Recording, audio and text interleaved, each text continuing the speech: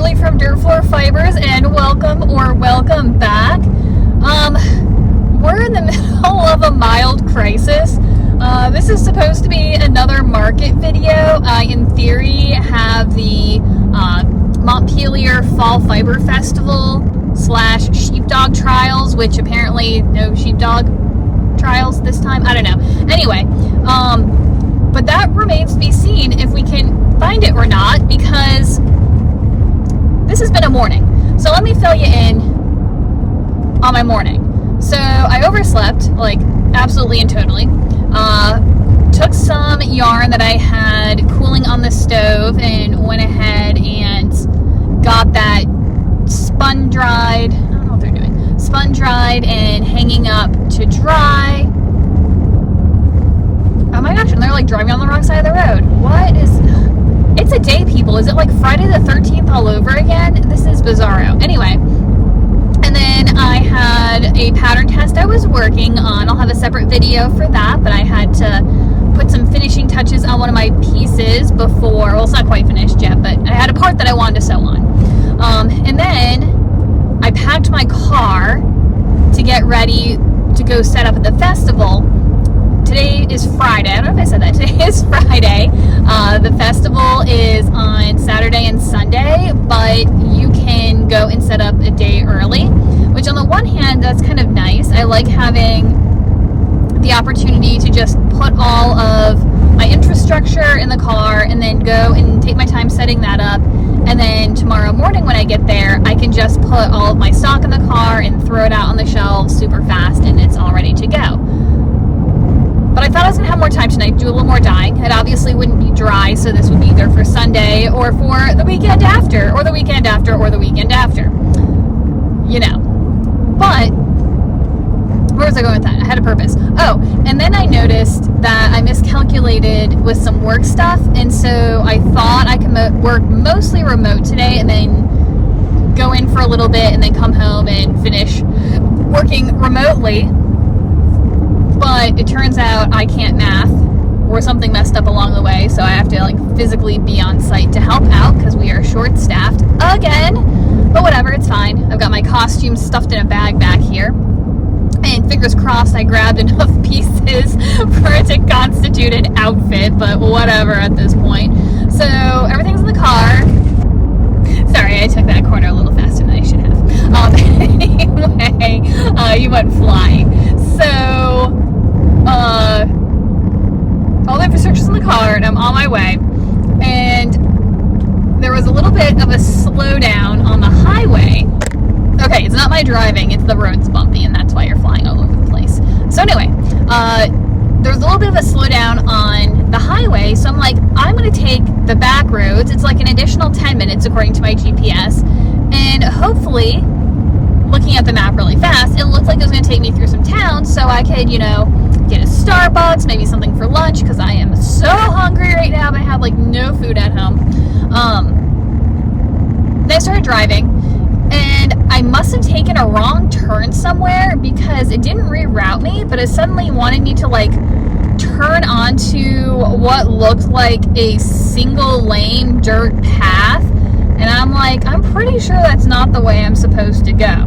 So I kept going straight, hoping that it would like reroute me and tell me like, you need to turn around and go back the way that you came because you took a wrong turn. Except it like sent me going farther forward. And I was like, well, this doesn't sound right. You know, I put on to avoid tolls, but now it's taking me to a turnpike, and turnpike usually means tolls, so what's going on? So I turned off my GPS to like reset it, and now it doesn't know where I am. Like, it literally will not connect to the server. That's according to the error message. It wouldn't connect to the server, and my location is unknown. So according to the dot that is me on the map and the dot that is my destination, which is Montpelier Station, I'm heading vaguely in the right direction, but I have no idea where I am. Well, no, according to my car, I am on Frog Level Road in Ruther Glen. No idea. It's really pretty out here. Lots of farmland. I saw some horses and some cows. There's a little farm stand open with some mini pumpkins in it. So it's a lovely drive. I have no stinking idea where I am. So I am probably going to find like the next pull off and see if I can, another curve, and see if I can get my GPS to connect, because otherwise I am just driving blindly on this road and hoping I never have to turn anywhere. So I will check in with you once I find my, a truck went, I think there's a road up here, like an actual major highway road. The question is, do I go left or right? Okay, so I'm gonna pull over and reset my GPS and hopefully it knows where I am. I'll check in when I actually find something. Alright, so this is not matching the memory that I had from last time. We're in the same place, obviously. I think I took a different route to get here, but I don't know, so I passed King's Dominion, but maybe that's what I usually pass when I'm going to Scotchtown. I don't know. I've been through it. It's 2:10 right now.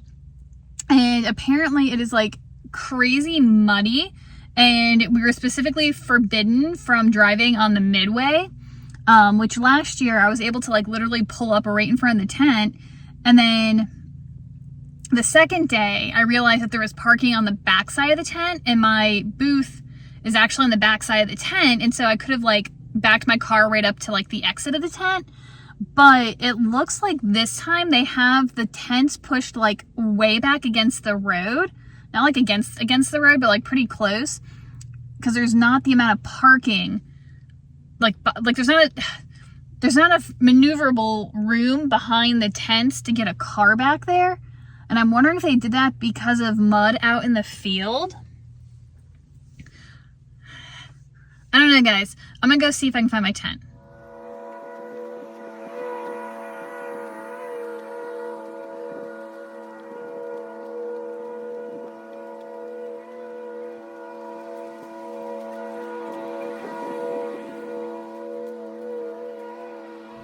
I didn't bring a wheelie cart because last time I could pull right up to the tent, and now I have to walk, and it's muddy. It's a good thing I wore my boots.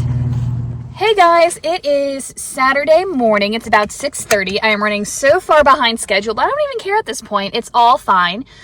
So I was supposed to skip at about 4. And I ended up hitting the alarm until 4:40. I've really got to work on getting up earlier in the morning. But anyways, it's fine. But it was pretty easy to get packed. I had made myself a list of everything I needed to do in the morning the night before. So it was really easy to get up, shower, grab everything I needed.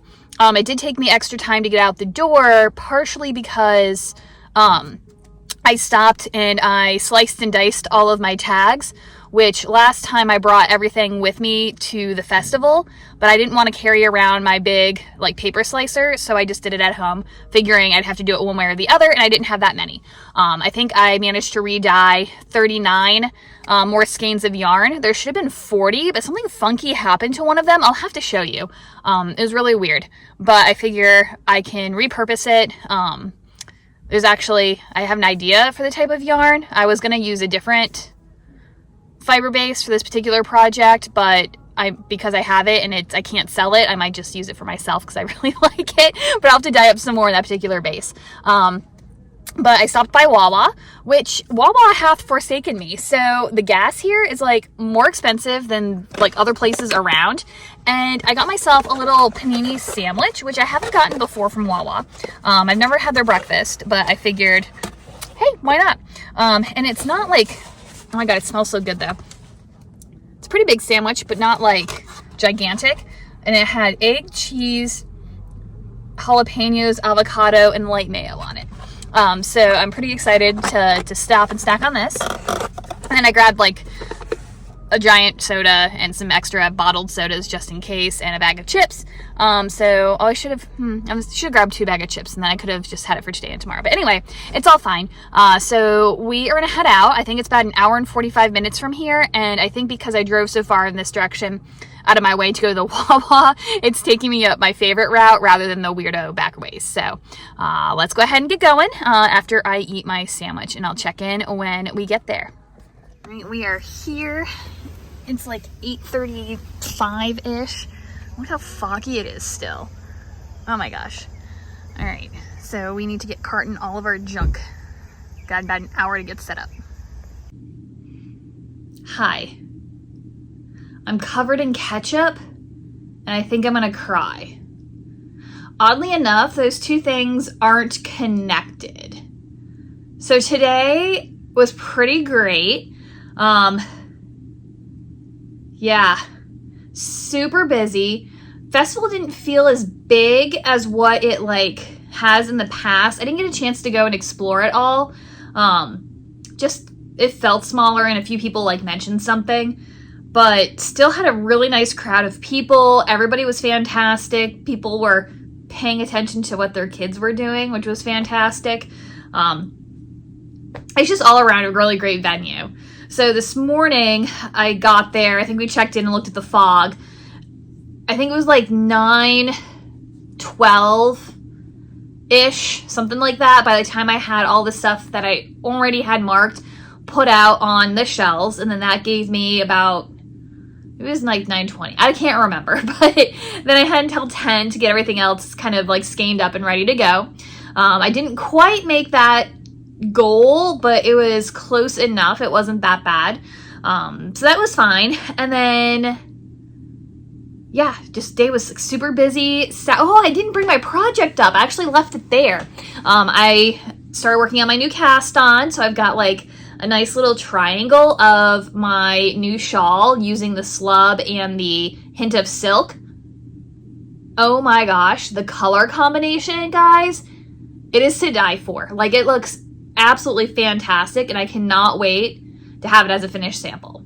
Lunch, because you know lunch is always a thing. I love having some festival food, which, by the way, festival food has always been super expensive, but I'm telling you, it has gotten out of control lately, and the quality's gone down. Now, like my expensive grilled cheese last festival, worth every penny, divine. Today, what did I get? I got a pit beef sandwich. It was okay. It didn't have any sauce on the beef, so you had to add some of their barbecue sauce. But I had enough drippings that it made like the bun all soggy. So it was fine, but it wasn't fantastic. And the fries were horrible. Like, they were like mushy and greasy, and it just wasn't worth it. So we'll have to stop for snacks and have something else tomorrow for lunch, because I don't know that the festival food is worth it. So anywho, that was that. Oh, and that's where the ketchup comes in. Oh my gosh, guys. So lucky me, I'm wearing a black top, but the people in the booth across from me, I met them last time. Super lovely. And about lunchtime, everything slowed, actually, I guess it was after lunch. It slowed down, and then I was just getting ready to go get food, and the woman came over, she was like, I was just going to check if you needed a bathroom break or anything, and I could watch your booth. And I'm like, thank you, I love you, you're fantastic.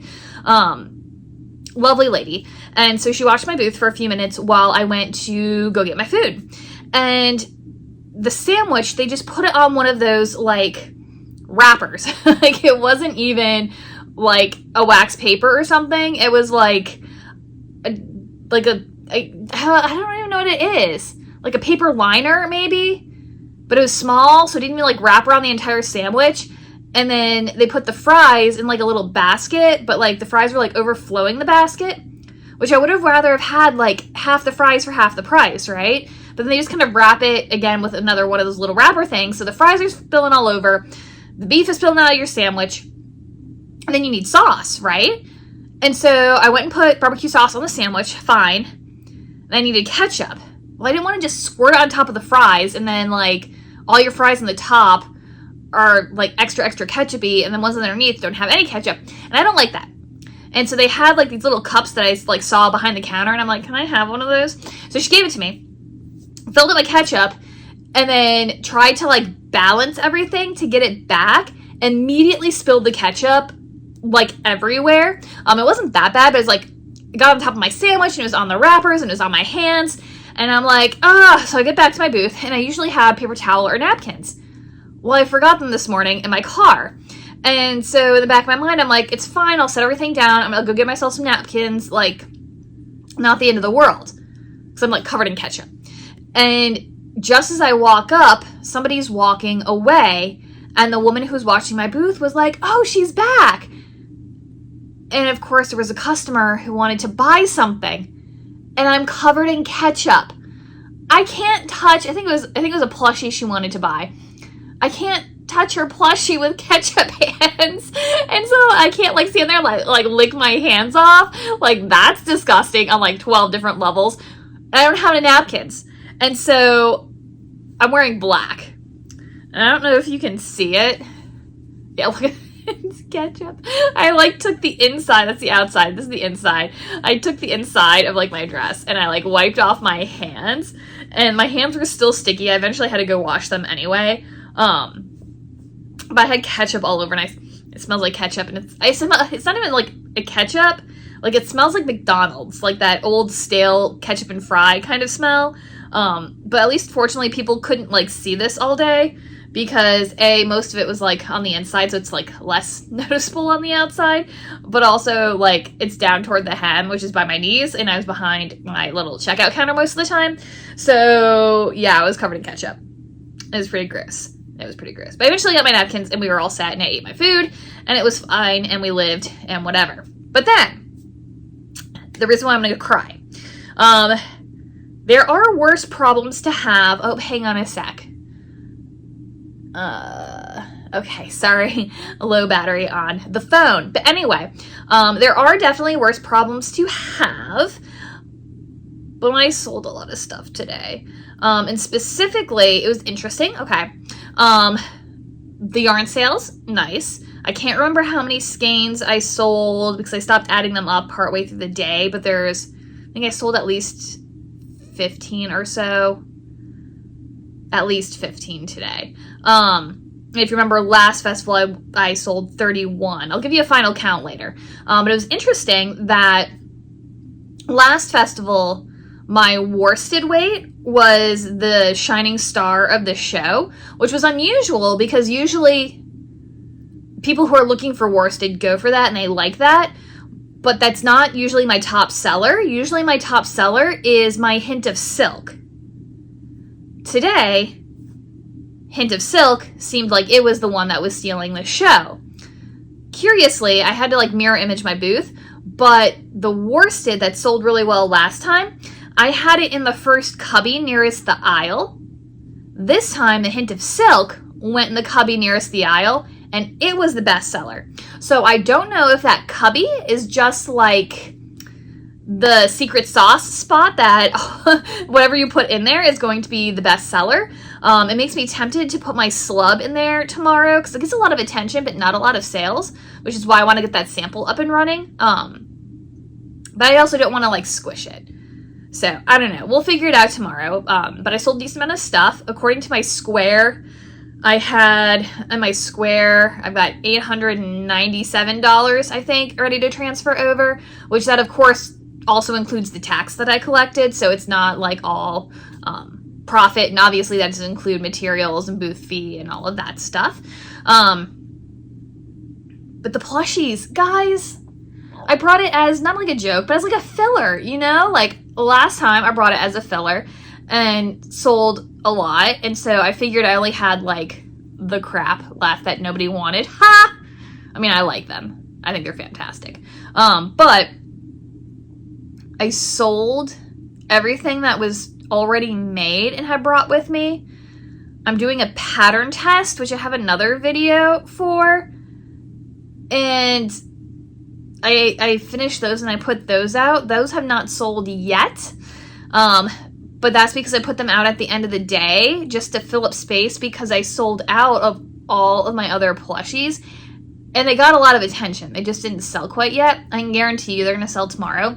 And so my big dilemma, I have two dilemmas. Number one, what do I do for tomorrow? Now, when I sold my little mini cheeks bunny rabbit, the lady in the booth next to me was like, oh, I knew I should have bought that when I saw it, and I hesitated.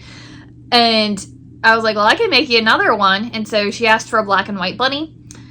I might just bring black and white yarn and a little bit of stuffing and do it tomorrow while I'm there. It's to make it black and white. It's gonna take a little bit more brain power than I feel like I have right now to work out the color work on a pattern that doesn't already have color work involved in it. So yeah, so I might do that tomorrow. It's not gonna take me that long to crochet up while I'm there, as long as I have all of the supplies. So, what do I do tonight? So I did stop and get coffee because I'm like exhausted, and I was resolved when I left that I needed to come home and crochet a bunch. I don't know, what time is it now? 8:30? 9? I think somewhere between 8:30 and 9. And so it's still early, so in theory, I should have time to get some stuff crocheted. But do I care? Should I care? Should I do something small? Should I bring stuffing and then just like crochet and put stuff out tomorrow? What do I do? I don't know what I want to do. I feel like it's still too early to go to bed, even though I'm exhausted. I'm gonna have to get up early tomorrow because, again, I didn't bring the sheep's water in the car. Like I visited them really late last night and gave them plenty of food and water for today, but they definitely need a refill for tomorrow. And I was gonna give it to them tonight, but I think I'm just gonna go in the morning like I did last festival. It worked out fine, and I don't have to be there super early. Maybe I should just crochet pumpkins, because I'll need those for next weekend. Oh, which is the other dilemma. I'm rambling on, and I know there's something else I wanted to say. The other dilemma is I have got no stock for next week, because that's second Sundays, which usually I focus on the plushies. Now I do have yarn. I can bring the yarn with me, but I need plushies. Okay, decision made. What we're going to do is we'll bring the bunny materials tomorrow. I'll grab a few skeins of maybe octopus yarn or something that's like easy, one color. I can do like regular eyeballs that I can press in with my fingers, and I don't have to have the special I don't have to have the special eyes or anything. And then that way I can maybe finish like just a project or two to put out on the shelf, and that'll be fine. And then tonight I'll work on pumpkins since I want to get those all done by next weekend anyway. Let's go with that as the plan. I think that'll work. All right, guys. Probably not going to check in with you again tonight, but I will see you tomorrow for day 2 of the Montpelier Fall Fiber Festival. Have a good night.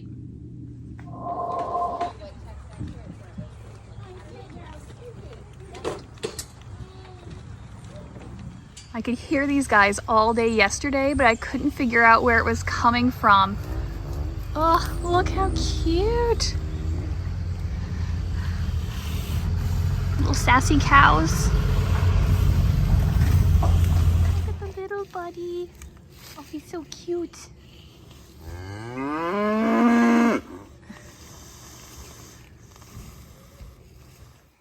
All right, guys, it is now Monday, so we are the day after the festival. Look at me recapping right away. So exciting. I did sleep in, though, because I was exhausted.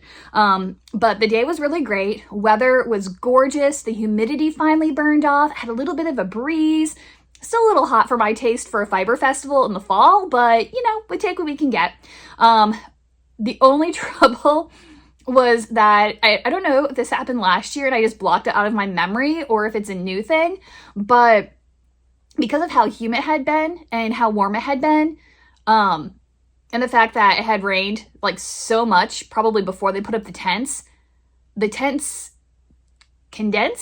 condensated.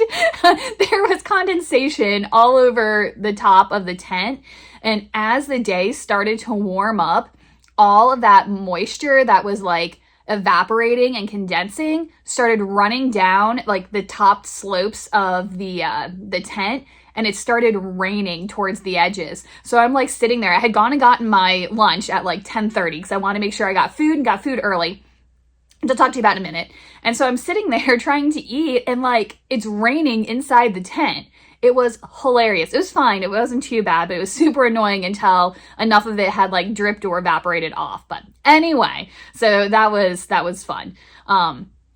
Day was really great. Have to tell you about my food because I love the festival food. I was going to go to like the Asian grill sort of thing that they had out the day before, but both them and the fruit juice people weren't there the second day. So I was like, crud, I'm not going to get the disgusting food from yesterday. And then the other food truck, I'm not 100% sure because it's a very common style of food trailer. But if you saw my last Fiber Festival video, questionable barbecue guy, I think it was him again. And I was like, I can't go to that. But there was another food truck that looked like it was a hot dog truck. And I was like, well, I guess I can suck it up and put enough ketchup on it that doesn't matter. But it turns out it was not hot dogs. And they also had barbecue, and they had brisket, and they made like barbecue tacos. So I ended up getting another barbecue sandwich. This one had sauce on it. They had coleslaw. Your little combo came with chips and a drink. So much better. So that was what my lunch was. Very exciting. And I wish I had remembered like what it was called. It was like hogs and something or other. But anyways, they were super good. Where was I going with that? Then I walked around, did some shopping. I'll show you my purchases at the end. But all in all, the day was really fantastic. This year, since I've started doing like plushies and stuff at festivals or at like the farmers markets, I've also been watching a lot more like YouTube channels from people who have plushie businesses. There's not a lot of people out there who have YouTube channels who are dyers. Like there's a few of them, but there's not very many. So if you know, and I'm not talking about like just people who knit, like I love, like Nitty Natty and Crazy Sock Lady and Grocery Girl Knits are kind of in the middle because the one woman does have a dyeing business, but most of the things they talk about are like their own like yarn purchases from other companies or projects that they're working on. It's not focused on the dye side. So if anyone knows YouTube channels of people who dye yarn and sell it, put down in the comments because I'd love a few more people to follow. I need something to watch while I'm working on projects. And then I'm sure everybody else would be interested as well. But anyways, one of the kind of pet peeves that a lot of the plushie artists have is that when they're going to like these farmers markets and festivals and shows, is that there tends to be a lot of other crocheters. And they get really upset, and rightfully so. I'm not telling you that, I'm not saying that they're wrong. But they're like, oh my gosh, there were 5, there were 6, there were 10 other crocheters, and it's not fair because it's taking away the business from other crocheters. I'm kind of the opposite, and I think it especially comes from attending these fiber festivals, because when you go in, you're mostly selling yarn, right? If you're going to a fiber festival, you're selling yarn, spinning fiber, knitting, crochet, whatever, fibery tools, fleece. There's a very small number of things, like categories, that people are selling. And there could be 100+ vendors who are all selling the same thing. Everyone's selling hand-dyed yarn, right? But everyone is fantastic to each other. Like there's no, like, I'm not in competition with the person across the booth, like not directly, because I'm hopefully selling something that's different, right? My dyeing style is completely different from somebody else's. And so even in this festival of, however many fiber artists, you never have 2 booths that look exactly the same and are selling the exact same stuff. And if you as an artist are selling the exact same thing as everybody else, that reflects more on you and your creative choices, because your stuff should reflect you, right? Your creative energy, your branding. And so even at a place where everybody's selling literally the exact same thing, hand-dyed yarn, it's not so much a competition. And in fact, a lot of people like really help each other out. I can't tell you like how many times people run back and forth. Sorry about that. I finally did it. I ran out of storage on my phone, so I had to go back and delete a bunch of old videos. And I have no idea what I deleted, so I'm hoping I had already turned those into videos or to vlogs, because I just deleted everything. But anyway, so I hope I remember where I was going with what I just said. But you've got people who are like running back and forth between booths, trying to like find the perfect combination of yarn for their projects. And so like, if I had a person who was looking for a particular yarn for a particular project, and if I didn't have something in my booth that I knew would look good at that project, I'm not going to try to sell them yarn that's not going to work for what they want. Like, I'm not going to lie to them and be like, oh yes, the linen flax alpaca will be perfect for that heavily cabled and ribbed sweater you want to do. I don't want to make the sale to have somebody have a project that comes out substandard, right? I'm going to say, oh, this person over here is selling imported BFL from the UK, and it would be a beautiful Aran sweater. Like, go check them out. They're right over here. I bought stuff from them before. They're really great people. It's that, you know, competition is kind of like what you make it. And if you're one of like a million plushie sellers, and you go to a farmer's market and there are 12 other plushie sellers, and you find that other booths look exactly like yours, or other people are selling the exact same thing that you're selling, that's kind of a call for people who are in that community to shake things up, right? If there are 12 different plushie sellers, what is each person doing that sets them apart from the others? And I'd almost rather have all of those people in one place. Like, find me all of the crochet plushie people, put them in a row with me, put me smack dab in the middle, put me at one of the ends. I don't care.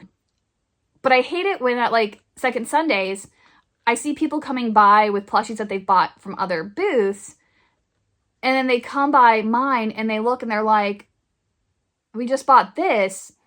It was more expensive and it's not as nice. And I'm like, sorry, want to buy something else? And actually a lot of times they do.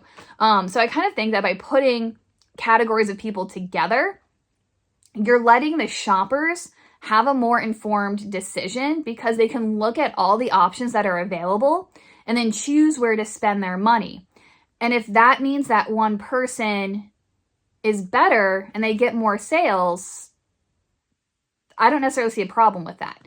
The only problem that I have with that, let me put a little caveat in there, is that you're also getting the market being flooded with substandard product, or you're getting crocheted items that you can order off of Temu and put them out on your shelf. Well, yes, they're handmade crochet items, because you literally can't machine make true crochet, but they're also being made by people in undeveloped countries who are getting paid nothing.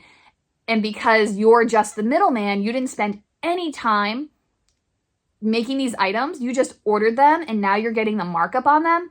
Sure, you can sell them at dirt cheap prices, and now you're undercutting all of the people who are hand making them here in the United States from locally sourced materials. Well, local-ish if you're using like plushie yarn. But anyway, the point is, there's some danger in people flooding the market with substandard stuff and consumers not realizing the difference between it. But again, that's also the plus side of having people in the same area. Sure, you can buy that Temu plushie for $5, but you've come here to a market to support local small businesses, and really what you're supporting is a giant foreign corporation. As a consumer, like, we need to help consumers understand what it is they're purchasing and the value in what it is they're purchasing. So anyway, that's my rant over. If you've got ideas on how we can help inform the consumer, go ahead and put them down in the comments. Again, it's a community that we need to be helping each other out. It's community over competition. Is that what the saying is? Something like that. But anyway, let's go to the numbers and then we'll end with purchases. So, I ended up for this market having a little over $4,100 worth of total inventory. I don't remember for the life of me how that compared to last market. Go watch that video. I literally went back to look at my chicken scratch, and all of my numbers and notes made sense when I first did them, and I don't know what they mean now. But I think it's about the same, maybe a little less, a little more than what I had last week. I didn't add it up. That's fine. So what I ended up selling, I ended up selling 35 skeins of yarn, which last time I did 31, so that was a little bit better. And then I sold 13 plushies as compared to last time 17 plushies. But to be fair, I ran out of plushies. So the first day like, I got cleaned out. I absolutely got cleaned out. And then the second day I put out my zombie friends. I think they actually went out the end of the first day. I can't remember. Rewind like a couple of minutes and find out. And then I had a custom order for a bunny rabbit that I sat there and made. So I have one zombie left. That is my only plushie. And I have a market on Sunday. Today is Monday. So I have from Monday to Sunday to completely restock of my plushies. We're doing great. It's fine. It's fantastic. So I also have to dye yarn in that time too. Look at there. Okay. Anyway, and then I sold 2 of my samples that I've had on sale for sale forever. I always kind of regret it when I sell samples, but at the same time, I like to like remake and refresh them just so I have something different. So I'm not sad about that. So I had 3 samples and I sold 2 of them. Again, they've had sale prices on them for ages and I've finally found somebody to buy them. So that's fantastic. So in total, I sold between my yarn plushies and the 2 samples that I sold, I had $1,389 worth of sales, which is getting me toward the top of like my best markets. Last week, I think I sold $1,093 worth of product. So we're up to almost $1,400. I can't remember what my record is. I can't remember if it was like 1,200, 1,300, 1,400, 1,600. I don't know, somewhere in there. I usually hang out around the 900 to 1,100 mark at the big festivals like this. And really that's down to me not having more stock. I always underestimate how much time it's going to take me to make things. And then the base products cost so much money that it's hard to have enough until you're selling regularly enough to keep the raw materials coming in on a regular basis. It's just really hard to like keep things stocked. But I'm hoping once we get through all of this, I really want this to be the year I start selling online. So I'm sure there'll be a video about that in the future. All right, so that's the numbers. Let's go to purchases. I did not behave myself quite as well as I did last week, but everything was really well thought out. So let's start with yarn. Okay, so this was a lovely lady who had a booth 2 down from me, and I didn't get a card or anything, so I literally don't know the name of her business. But she sells yarn. I think some of it might be hand dyed by her, but not all of it. And she has bags and like notions and things like that. So one of the things that I've always wanted, and I got one in like a advent calendar or something, and I love it. But they're these, probably helpful if I took them, they're in the cute container. And they're end minders. So you know how like when you start out a project and you've got that initial tail that hangs out? Now, granted, you could probably just go ahead and weave it in at the very beginning and like a normal person. But sometimes you leave it because you want to weave it at the end or after blocking, or you don't know if you're going to screw up, so you don't want to tie things off too early, or you're doing some color work that you don't want to tie off or whatever. But basically, they're these little shapes that you can see there's like a little cutout. Oh, there we go. A little cutout in it, and you basically take that extra bit of yarn that's normally flapping around and getting caught on stuff, and you just wrap it around it, and then it like sticks into your project or like up against your project, and so you don't, I showed you the side without the heart. It has a little heart on it. How cute is that? And so it minds your ends. So I got a little container of those. She had wood ones, there were plastic ones, there are a couple other styles, but I always wanted a container of those, so I got some of those. And these are from, maybe she's Crafty Flutterby Creations, because that sounds, oh my gosh, come on, focus. I remember there being some yarn that I feel like that was the name, but I'm not 100% sure. And then I was talking to her and I was like, you know what I've always wanted to try? I just saw the thing where there's like an elastic band with a bead in the middle, and then you stick it on your needle tips and it stops your stitches from sliding off. Because I've tried like the little silicone like needle ends that you just kind of like pop it on the end. Mine always fall off in my bag. So I don't know. So I want to try these. And she's like, oh, look, I have them right here. And so you can see hers doesn't have a bead. They have like a little wire wrap, but same idea. And so you can just stick these over the tips of your needle. I'll try them out and let you know how I like them. You can see that they fit a wide range of needle sizes. So they're needle huggers, and it says it's from Tika Bags Fiber Design Studio. So I don't know if that's her company or if that's just like the brand of the bags that she's selling. I'm not really sure. But I got those 2 things. And then I've always wanted from Hugh Loco the Backyard Chicken collection. I always think they look fantastic. Like I always see them in the stores and I love them. So again, this is an example of somebody who's like a reseller sort of thing, but she's not claiming that it's her own. Like everybody knows who Hugh Loco is. And you can buy them in the yarn store and whatever, but it is hand dyed. But anyway, so she had a bunch of these and I always go by and I look at them and I'm like, you know, I think they're so cute. I really want to make the shawl where it's like a one skein shawl and then you use the accent colors for little tassels. They're so cute. And I love that pattern every time I see it. Oops, so sorry, my phone's dying. So I got 2 different colors from the 2024 collection because I couldn't decide which one was speaking to me more. Like I loved like the browns of this one, which I usually go for blacks. So I don't know how brown's going to look with any of my clothes, but that's okay. It's browns with the 2 little bright pops of jewel colors. So like, I just love the way this looks. And then kind of the more dusty pink with the mint and kind of this pinky corally sort of color. It was really calling to me. So I was like, I'm going to treat myself and get both. So those will be projects in the near future. This is the color Blue Orpington with minis of Celadon and Nectarine. And then this one is French Marin with Mulberry and Agate as the minis. So I got those. Those were my 2 yarn purchases. And then, all right, I see these guys all the time at fiber festivals, and they were actually at Shenandoah Valley last week. Here's their information in case you want it. Again, I hope that's readable. Focus. But they're Glitz and Glaze Studio, functional and fashionable handcrafted pottery. They have an Etsy, a Facebook, and an Instagram. And their stuff is so cute. They have just a variety of like little knick-knack decorations. They do buttons, they do shawl pins.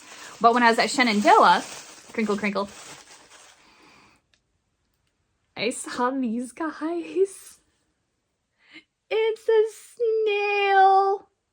And like each snail is, because they're handmade, each snail has their own like little facial expression and like they're different colors. And these guys have like the little ladybug and sometimes the ladybug's in different spots. So anyways, they're all one of a kind, super adorable, like little ceramic pieces, and they're all handmade. And I was thinking about this little guy and I had to go back and get him. So I'm super excited about my snail purchase. How stupid is that? But he's so cute. I'm so happy. They also have some really cute holiday stuff. So if you're somebody who's really into like Christmas decorations and winter decorations, definitely check them out. I didn't get anything because I tend not to be like a seasonal decorator. Oh, look, I have my snail in the background too. I think you can be, if you have winter stuff that you love or spring stuff that you love, leave it up all year round. There's no reason to like hide the things that you love. But anyway, definitely check them out. They are awesome. So again, that's Glitz and Glaze Studio. And then I'm going to end with my fibery type stuff. All right, so the person in the booth across from me was Cynthia Wood Spinner. Her last name is not Wood. She is Cynthia, who is a wood spinner. So again, based here in Virginia, and she's a woodworker. And she mostly specializes, again, in drop spindles, but she also has knitting natties, crochet hooks, other sorts of like tools and things like that. And I've gotten a drop spindle from her before last year that I love, and I keep it at work. It's very hard to find a really nice bottom whorl drop spindle, and she makes them. I'm like, I think I was the only one who bought one of her bottom whorls, according to her mom, because her mom helps her out with the booth. She's really neat because if you're a beginner and you buy one of her drop spindles, I mean, they're fairly expensive. I mean, they're handmade and they're gorgeous. She'll actually sit down with you and give you a beginner intro lesson right there. Like, she brings chairs to do it, and she often gets like a crowd of people like watching the lessons and stuff, but she focuses on just the 1 or 2 people who made that purchase, which I think is really cool. All the pieces are unique because she gets different types of wood and from different locations. My biggest problem is that the ends, especially for the bottom whorl, in case you want to do like supported spinning, have a really nice point to them.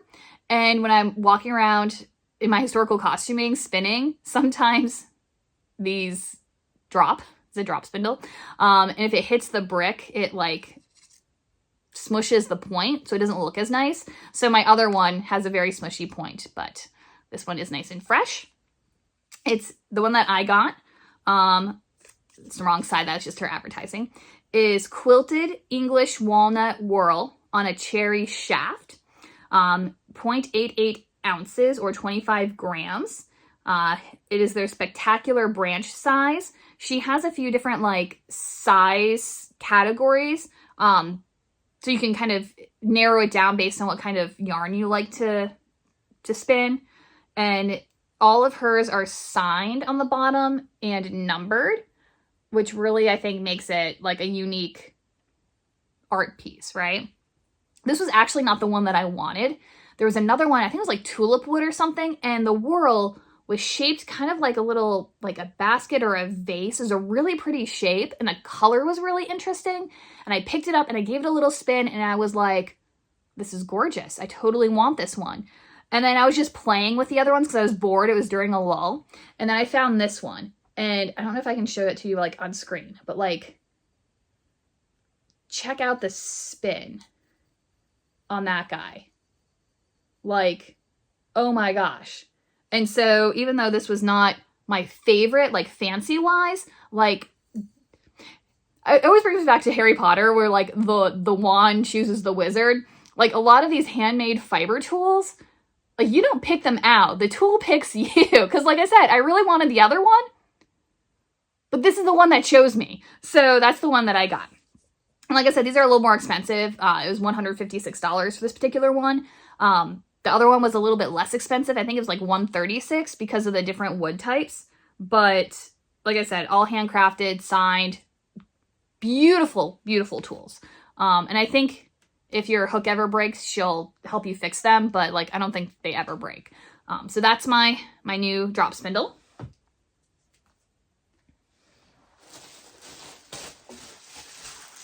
And then I was supposed to have to run to work right after this festival to help out because I messed up staffing. All my fault. No worries. And so I was so excited about it. I wanted to go and get some fiber in case I had time to spin. And these are not historically accurate, but nobody can tell in the dark when I'm spinning. These are from the Central Virginia Fiber Mill. They have a website, but I got an alpaca silk sparkle. That is absolutely fantastic. It's just like this lovely gray with like little hints and pops of like a teal blue and then some sparkle. It actually still has, I don't know if you can see, there's like vegetable matter in here, just a little bit. Like it'll come right out while I'm spinning. I'm not even worried about it.